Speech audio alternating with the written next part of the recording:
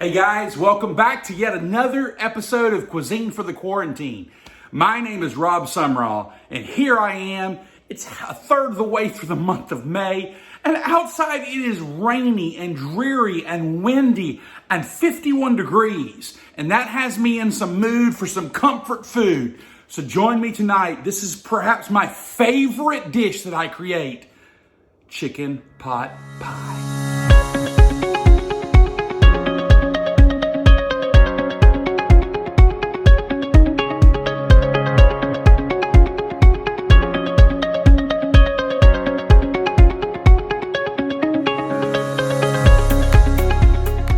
Today's recipe requires the following. We're gonna have some frozen peas, some celery, carrots, some butter, of course, a ready-made pie crust, chicken broth, some deboned chicken breast, some half and half, Yukon Gold potatoes, a little bit of parsley, some onion, and some all-purpose flour.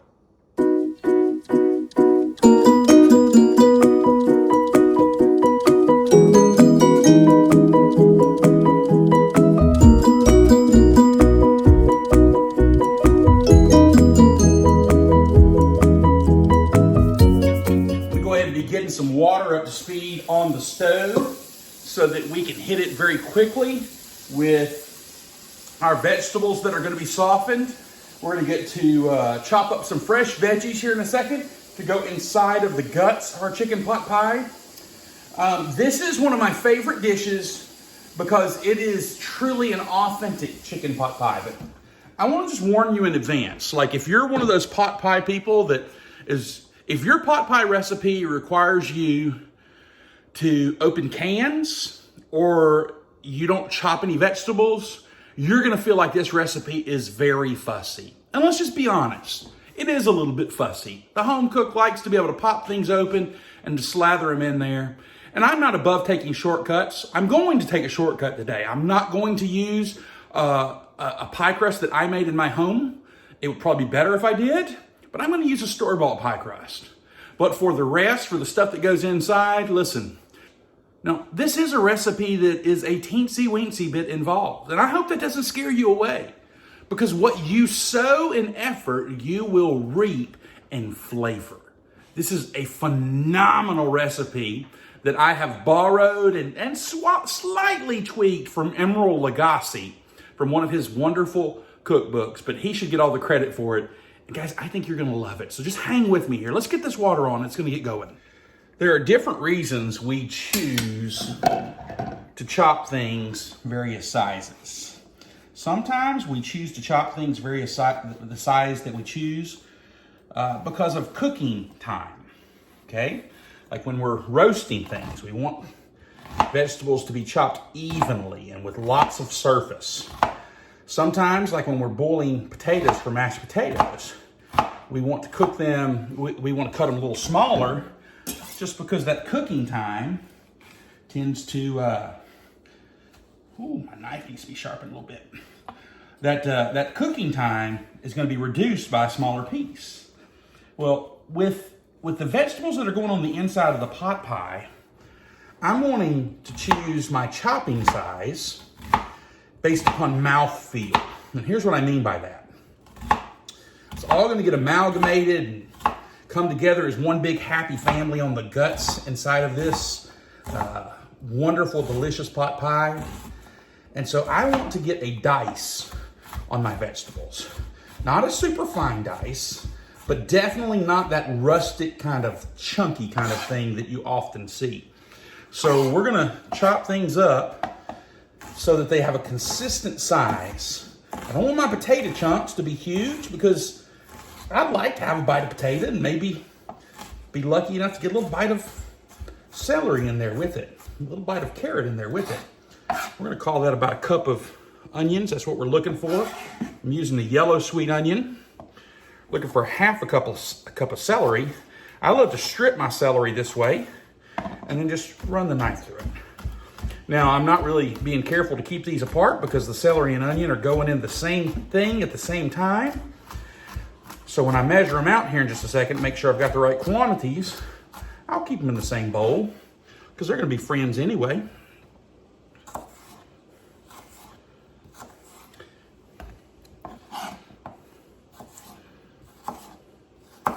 Look at this. Just keep those fingers in tight. You know what? This is silly. Y'all are waiting on it. Let's go ahead and do it. It's time, guys. It's time! It's time to chop some things. Look at these beautiful carrots. Chop some things. A sharp knife is your best friend. Keep those fingers tucked in real tight. Just let the blade do the work. Chop some things. Man, I love yellow squash. We're going to chop up 2 cups of potatoes here. Our potatoes will be the first thing to go in the water because they take the longest to cook. Our potatoes and our carrots together.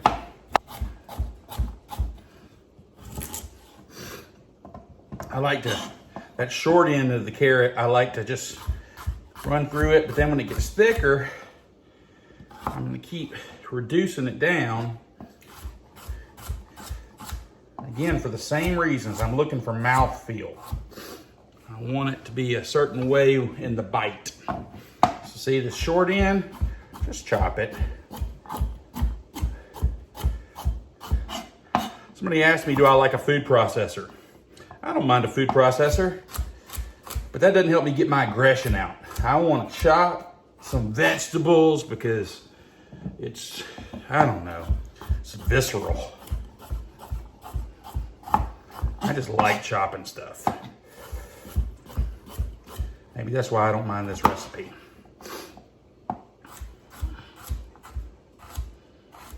I bet that's more than a cup of carrots there. Let's see.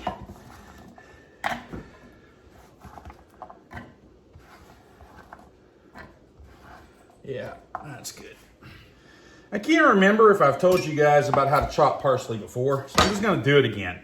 I chopped the stems off. This parsley's on its last day. After today, I would throw it out. And then I'm gonna just ball it up as tight of a ball, like I'm rolling a burrito. Just roll it up, okay? Roll it. I'm gonna have this little parsley ball right here, okay? And then I'm just gonna run it through with that. And the knife is cutting layers and layers and layers. And I'm gonna crosswise it. And honestly, it's done. Just that quick. It's all about making the ball.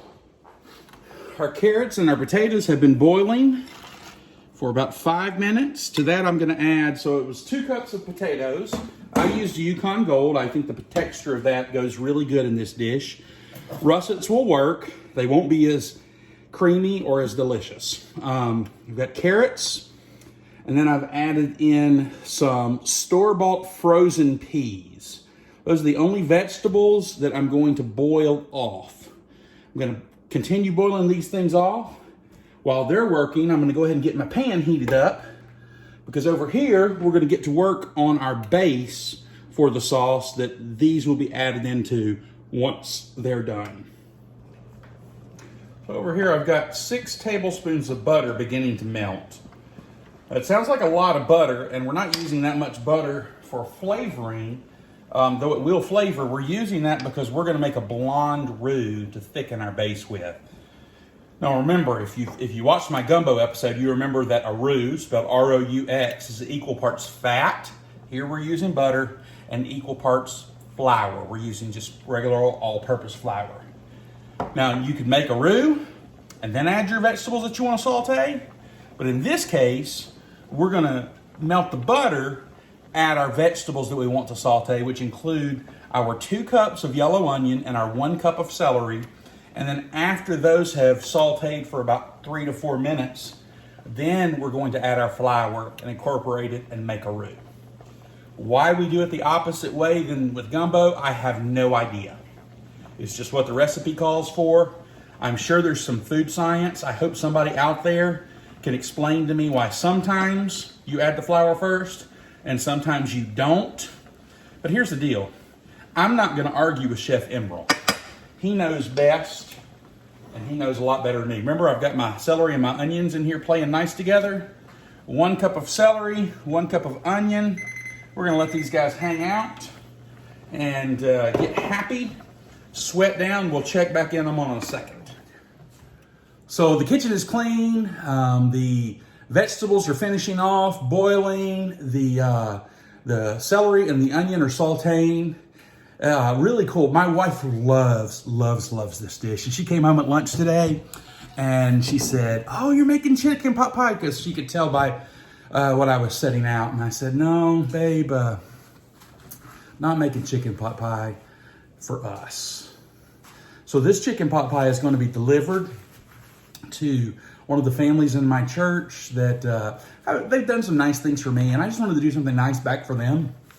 And so we're going to take this. We're gonna take this, and we're going to bring this to the Gardner household. Now Ben knows, and I think he's probably told Carol as well. So dinner is on us tonight. Maybe they'll let me bring home a little piece of pot pie to my beautiful wife. I don't know. But I will tell you that here at my church, there are some amazing pot pie cooks. Doris Miller makes an incredible pot pie. Her pot pie is different than mine. It's all about just, listen, mine is, I wouldn't say mine's better than hers. I'd say mine's different than hers. I think mine's excellent. I think hers is excellent. Megan Tall makes an amazing homemade pot pie.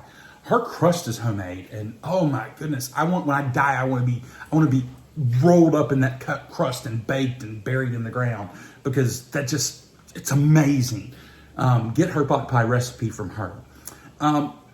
What I would say is people that are fussy with their pot pies, and I know that Doris and Megan are, as I am, those are pot pies that I'm going to really love. People that I typically don't have an appreciation for pot pies where like it's plopped on the table and I can tell this was shortcut after shortcut after shortcut. Frozen vegetables, you did no chopping. Biscuits out of a can, you plopped on the top. I'm not saying those things aren't good. I'm just saying I don't have a preference for those kinds of pot pies.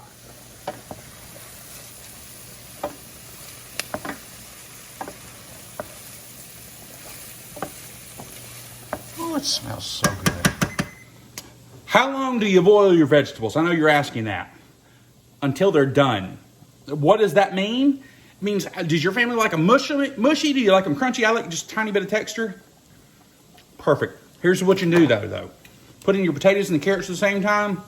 When the carrots are done, everything will be done. Chase the peas after about 5 minutes of the potatoes and carrots. Put them in the same pot. So our carrots and our celery have been cooking down. They have just become kind of translucent. At this point in time, I'm going to hit them with some salt and with some pepper. Okay, a little bit more. That was a very small pinch of salt. And then a little bit of pepper. Pepper pots, pepper pots, pepper pots, pepper pots, pepper pots. We're going to season as we go, adding in our layers. Now we're going to work that roux. It looks like there's no butter in there, but it's all attached to the vegetables. We're going to work it off. Sprinkle in your flour. Try to get good coverage.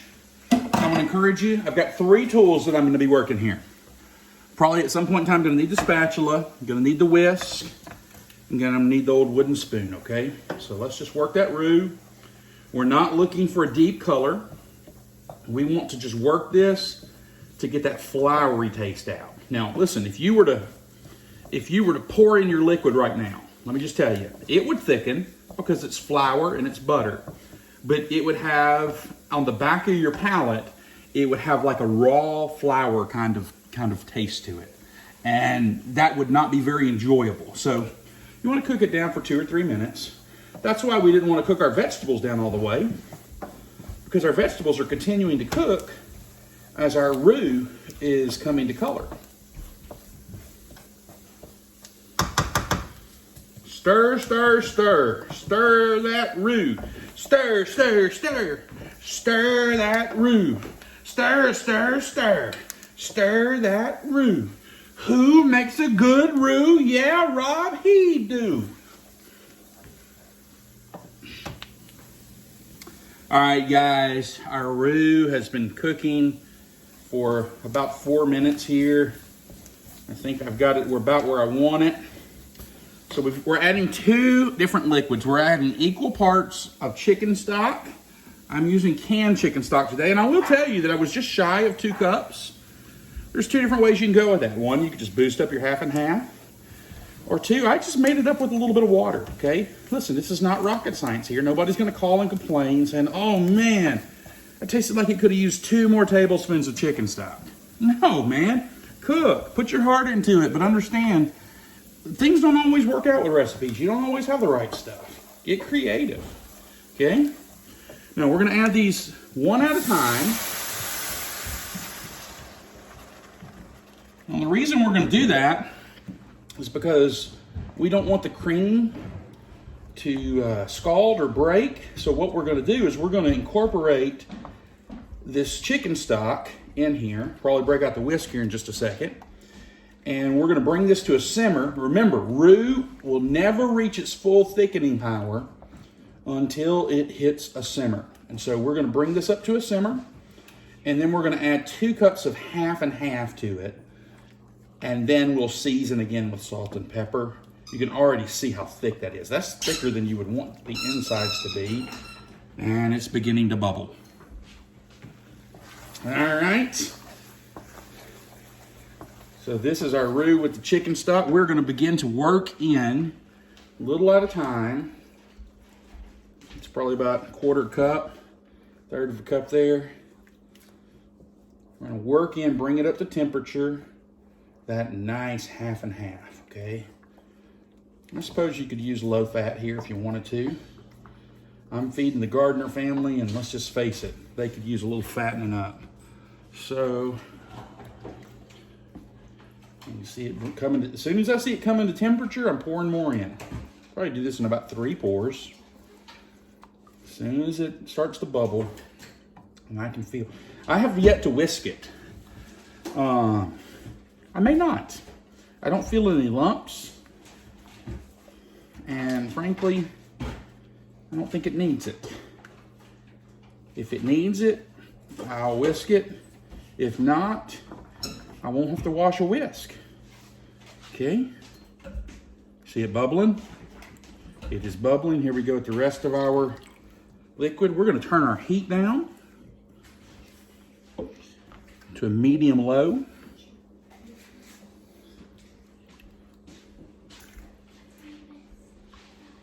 This is going to come to temperature.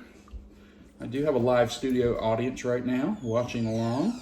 You hear them whispering in the background. And we're going to hit this with yet another pinch of salt and a good little pepper pie, pepper pie, pepper pie, pepper pie, pepper pie, pepper pie. So when you're using real cream, like half and half and heavy whipping cream, there is an inherent sweetness to that holds up to generous amounts of salt. If I were using like something out of a can, no, not as much salt. Why? Because first of all, they're preserving whatever's in that can with a lot of sodium. But second,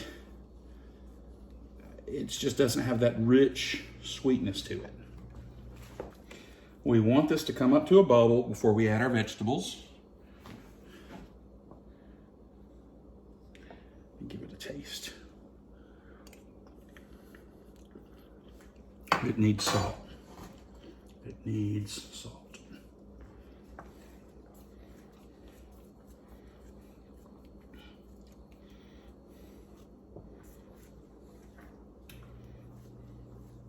I want to nurse this because now that there's cream in it, it'll stick to the bottom of the pan, and we don't want that to happen. So we're going to nurse it. Starting to bubble. Here we go. These are all our potatoes, our carrots, our peas. Just kind of stir these in here, folding a little bit, kind of gentle. I don't want to break my potatoes. Man, isn't that pretty? Absolutely beautiful. I have this idea that one day I want to do this and I want to bust out my liquids, my chicken stock, and I want to make a chicken pot pie soup because the flavors of this are just so amazing. That chicken, now that chicken's cold at this point in time, okay? I boiled it earlier, but it's cold. That's 3 cups of boiled chicken I put in there. Now listen, whatever flavor is in this right now is going to be the flavor inside of your pot pie. So you can taste the flavor, you can see what it tastes like, what it needs. Hit it with some parsley. Okay. Some of that probably one day past its prime parsley. That's how we treat our guests, I guess. One more time, we're going to season. A little bit less salt, but each time we're creating layers of flavor as we go. Layering it in. Oh my goodness. What was I thinking? Now, let me tell you a little tip. I have done this before and it works. You can make multiple batches of this in one day. Just do all your chopping. If you got a big enough pan, you can make a bunch of batches. You can cook this off in, you can cool it off. And then once it's cooled, you can freeze it. I think it holds up really well. The only thing that I don't love, the reason I don't do that often, is I don't love what happens to the potatoes. The potatoes, in my opinion, get a little bit mealy, but not so much so that I wouldn't do it. I just know how good this can be, and I want it to be exactly as good as it can. Look how nice and thick and luscious that is, guys. Okay. I gotta taste it.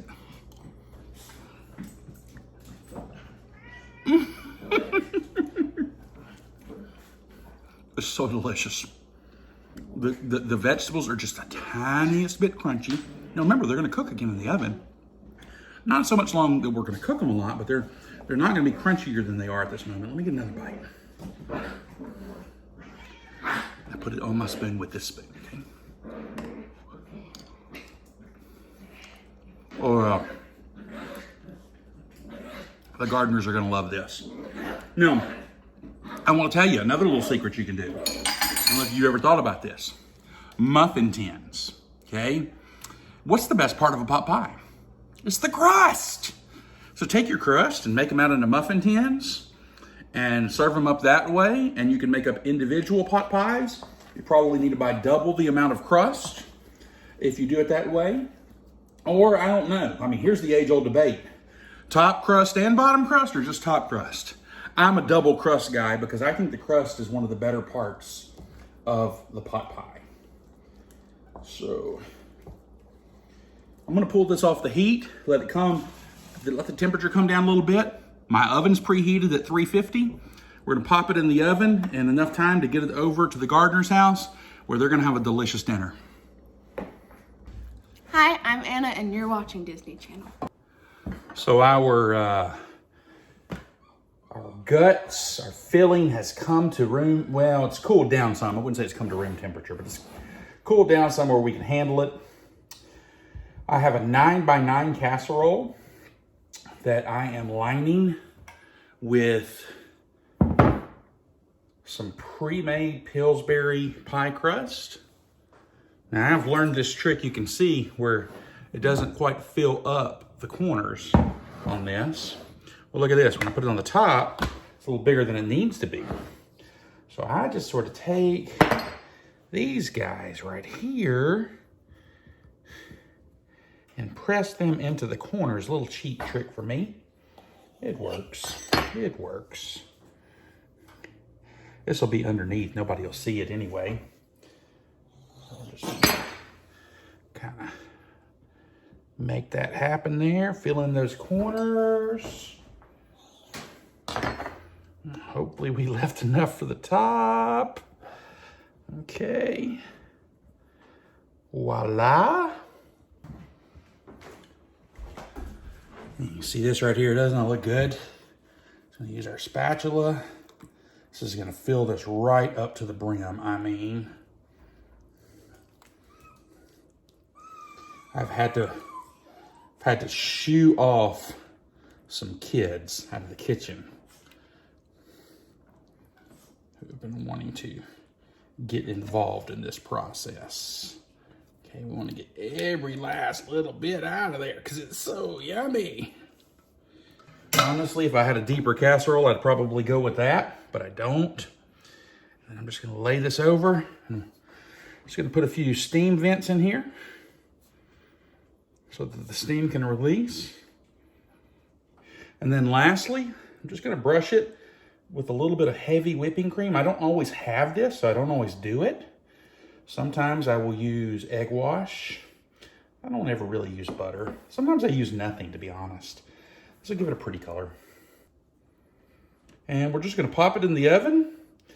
You say, how do I know when it's done? Well, when your crust is golden brown, and I mean golden brown, I don't mean barely brown, because you wanna get that crust on the underneath done too. So if the crust is on the underneath is done, the crust on the top is gonna be really done. We're just gonna pop it into that oven. Watch it. I am going to put a tray underneath it in case it bubbles over because it's so very, very, very full. Hopefully it won't, but just kind of being preventative in case we have a little bit of an accident. It's beautiful. Our pot pie is out of the oven. We are on our way to the Gardners' house to just thank them for their friendship and for what they mean to us by sharing with them some cuisine for the quarantine. And let me just say this out to you guys. If you've got somebody that's special to you, you'll never know how much a card or a text or a Facebook message means to them. Maybe you might be making a batch of cookies and you might want to put some in a Ziploc bag and drop them off on the doorstep, or a plate of brownies, or a casserole. Listen, these times are difficult. We are all quarantined. We are deeply missing each other. Things are relaxing, but there is a societal aching of the heart that I think we need to massage with love and perhaps even with food. Not that food is the answer, love is the answer, but I was raised in deep Alabama, and one of the ways that we express love is in the kitchen through food. And so however it's natural for you to express love, you don't have to be a high quality chef to be able to express love. However is natural to you, we want to encourage you to reach out to that neighbor, reach out to that friend, tell them that you're thinking about them. Let's bring a little joy and life to this world. We need it right now. Annalise, I'll start with Okay. you since the Oh, first. this looks yummy. Looks amazing. It smells amazing. That yummy. Stouffer's ain't got nothing on this. Oh, look at that. Oh wow. So, Yeah. corner crust. Oh Or yeah. Oh yeah. Get your corner Oh crust. yeah. Thank you. We did. Oh wow. Oh, it's so good, Mom. How about all the. I'm Oh, moving, yeah. I'm moving in with Rob. I'm sorry, I love you. Been a good ride. Oh, this crust is good. Cuisine for the quarter.